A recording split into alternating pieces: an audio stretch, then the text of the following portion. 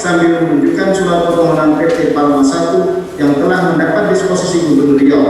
Selain itu, Surya Darmadi juga menyampaikan akan memberikan uang kepada Gubernur Riau sebesar 8 miliar rupiah dengan perincian uang sebesar 3 miliar rupiah akan diserahkan di awal dan sisanya sebesar 5 miliar rupiah akan diserahkan setelah persetujuan revisi tersebut ditandatangani oleh Menteri Kehutanan. Surya Darmadi juga menjanjikan uang sebesar 750 juta rupiah untuk bulan medali emas Manurung. Selanjutnya pada saat akan keluar ruangan, terdakwa memberikan uang yang dibungkus dalam amplop warna coklat yang nilainya setara 100 juta rupiah dalam bentuk mata uang asing kepada bulan medali emas Manurung. Setelah pertemuan di kantor Dinas Perkebunan Provinsi Riau tersebut, bulan medali emas Manurung menemui Haji Anas Ma'amun di rumah dinas Gubernur Riau dan menyampaikan permintaan Surya Darmadi agar memasukkan lokasi perusahaannya ke dalam revisi usulan RT RW Provinsi Riau. Namun saat itu Haji Anas Ma'amun belum memberikan keputusan dan meminta bulan medali emas Manurung datang besok pagi bersama dengan Cecep Iskandar. Bahwa pada tanggal 18 September 2014 sekitar pukul 02 WIB, Haji Anas Ma'amun menghubungi Cecep Iskandar melalui telepon yang pada pokoknya memerintahkan agar tidak berangkat ke Jakarta dan menghadap Haji Anas Ma'amun pada pukul 8 WIB. Kemudian sekitar pukul 8 WIB, Cecep Iskandar dan bulan medali emas Manurung menghadap Haji Anas Ma'amun di rumah dinas Gubernur Riau, di mana dalam pertemuan tersebut bulan medali emas Manurung menyampaikan kepada Haji Anas Ma'amun mengenai permintaan dari terdakwa dan Surya Darmadi agar lokasi perusahaan-perusahaannya dimasukkan ke dalam revisi usulan RT RW Provinsi Riau. Atas hal tersebut, Haji Anas Ma'amun memerintahkan Cecep Iskandar untuk mengecek lokasi perusahaan PT Palma I, PT Agro Lestari, PT Brayu Bening Utama, serta PT Sebrida Subur dengan peta yang telah ada agar tidak tumpang tindih dengan pengajuan usulan dari Kabupaten Indragiri Hulu.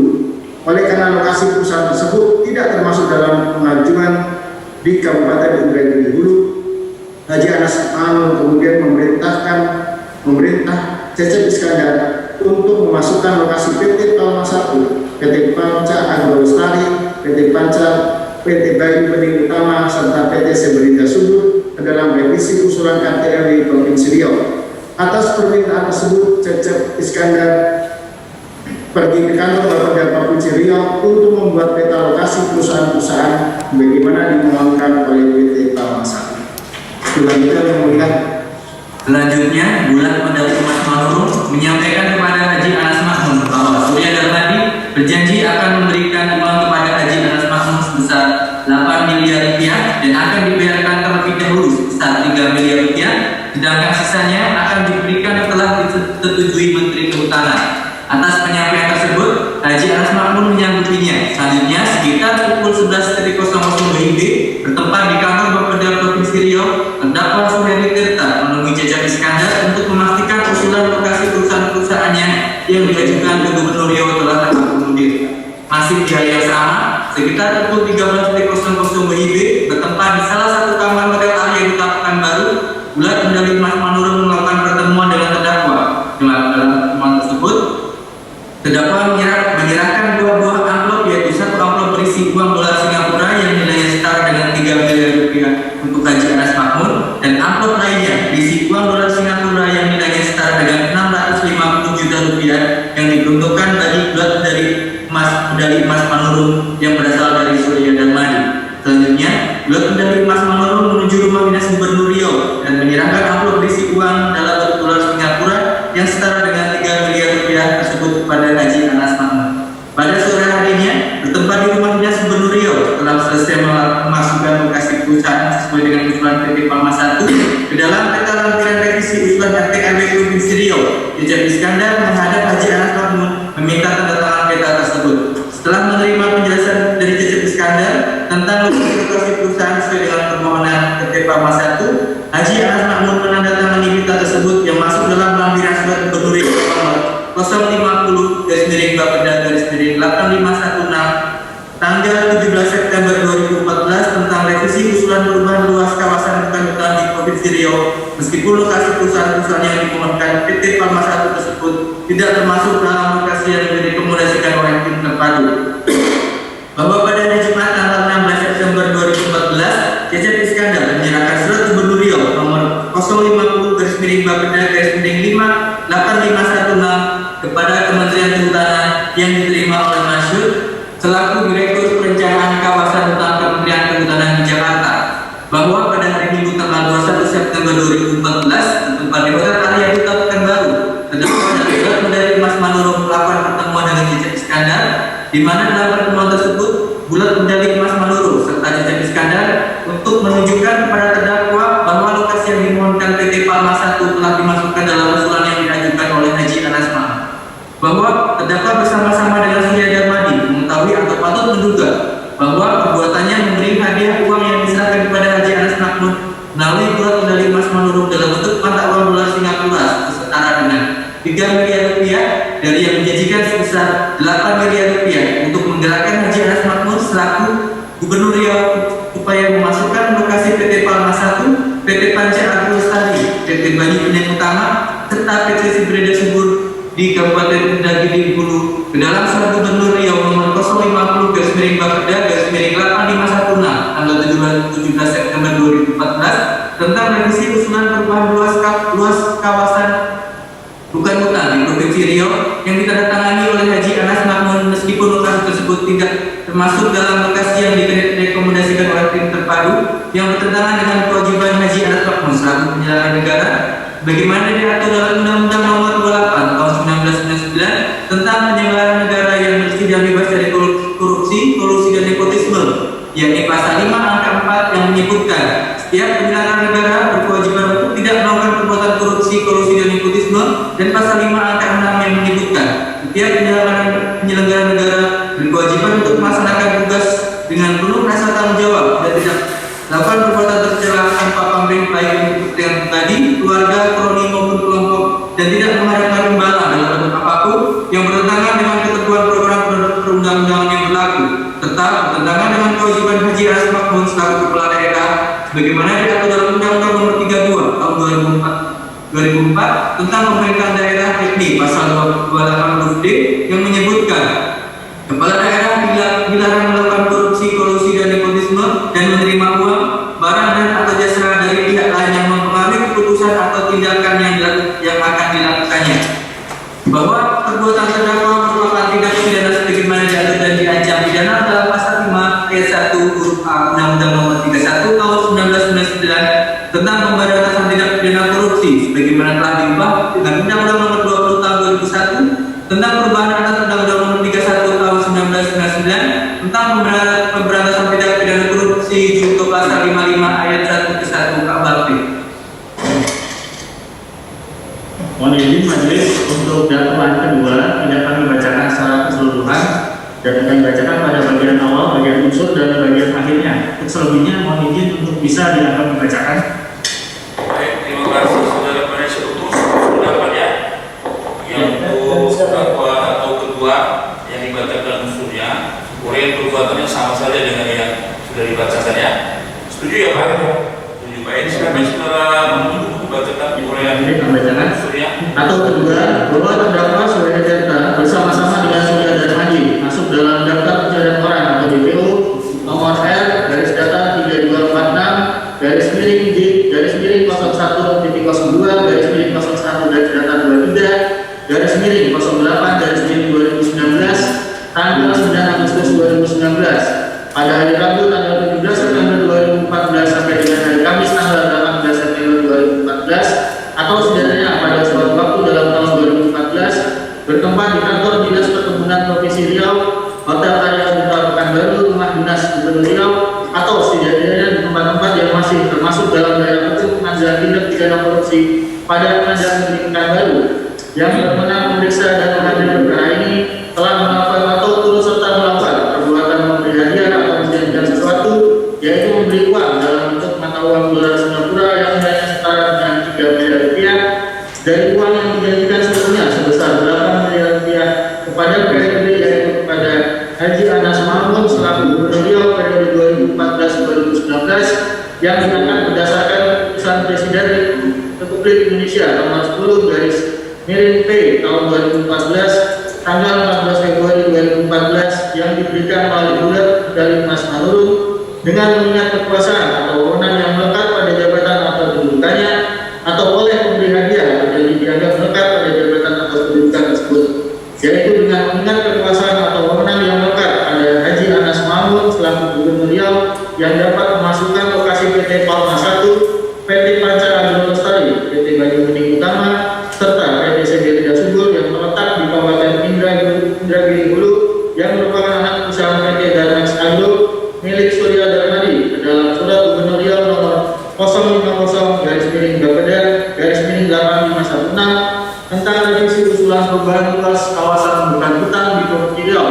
sebagai usulan revisi Surat Keputusan Menteri Kehutanan nomor SK 673 garis miring Menhut garis datar 2 Romawi garis miring 2014 tanggal 8 Agustus 2014. Padahal lokasi tersebut tidak termasuk dalam lokasi yang diusulkan oleh tim terpadu atau oleh terdakwa, pemberian tersebut dianggap melekat pada jabatan atau kedudukan Haji Anas Mamun sebagai Gubernur Riau yang dilakukan dengan cara-cara sebagai berikut. Mohon izin untuk uraian selengkapnya dianggap dibacakan sebagaimana termuat lengkap dalam surat dakwaan. Perbuatan terdakwa merupakan tindak pidana sebagai diatur dan diancam pidana dalam pasal 13 Undang-Undang Nomor 31 Tahun 1999 tentang pemberantasan tindak pidana korupsi sebagaimana telah diubah dengan Undang-Undang Nomor 20 Tahun 2001 tentang perubahan atas Undang-Undang Nomor 31 Tahun 1999 tentang pemberantasan tindak pidana korupsi untuk pasal 55 ayat 1 KUHP. Jakarta 16 Juni 2020. Penuntut umum pada Komisi Pemberantasan Korupsi Wawan Darwanto Aryawan Agustiantono Diputra Setiawan Nur Haris Arhadi Riniati Karnasi Geradian Salifi Yoga Kraton Wahyu Dwi Oktavianto. Baik ya, terima kasih ya. Terima kasih ya. Saudara kita sama-sama sudah mendengarkan pembacaan surat dakwaan yang disampaikan oleh penuntut umum. Terhadap surat dakwaan tersebut, apakah saudara terdakwa sudah mengerti maksud dan tujuannya?